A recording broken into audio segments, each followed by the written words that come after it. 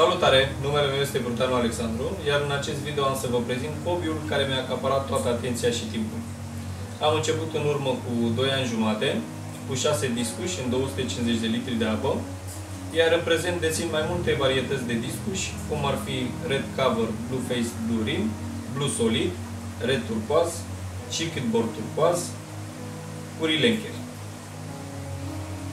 Pe scurt, în acest tutorial voi face mentenanța unor discuși juvenili cuprinși între 5 luni și 11 luni.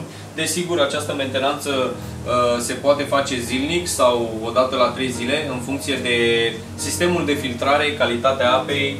Sunt foarte mulți factori de care trebuie să ținem cont, mai ales că ei sunt niște discuși în creștere și curățenia trebuie să fie una exemplară. Am să vă prezint sistemul meu de filtrare. Este un sac conceput să facă filtrarea mecanică și cea biologică. Primul strat avem vată perlon.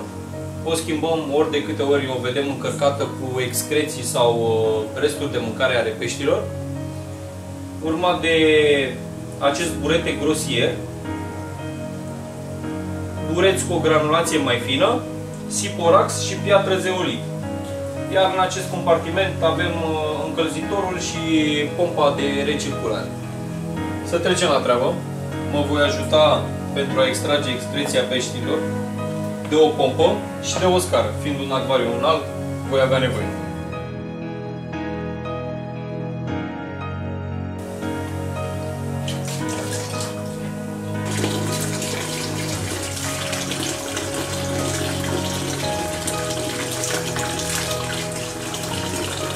După ce am făcut curat pe fundul acvariului, vom folosi acest burete, ne vom folosi de el pentru a șterge pereții interiori. Atenție foarte mare unde sunt muchile acvariului sau în colțuri, de obicei acolo se strânge mai multă mizerie. Am terminat de șters pereții interiori ai acvariului.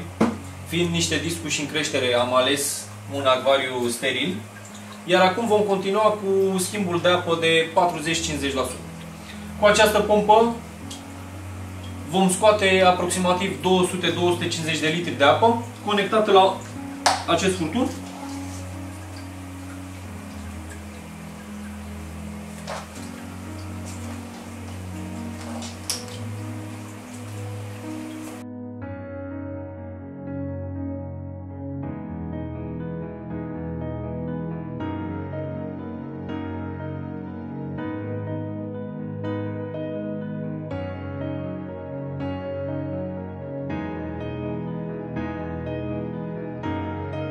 Am terminat și cu schimbul de apă.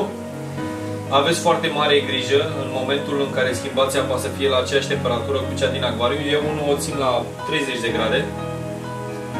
Iar în tutorialul următor vă voi prezenta un trip de hrană vie cu care întâlnesc discușii juvenili.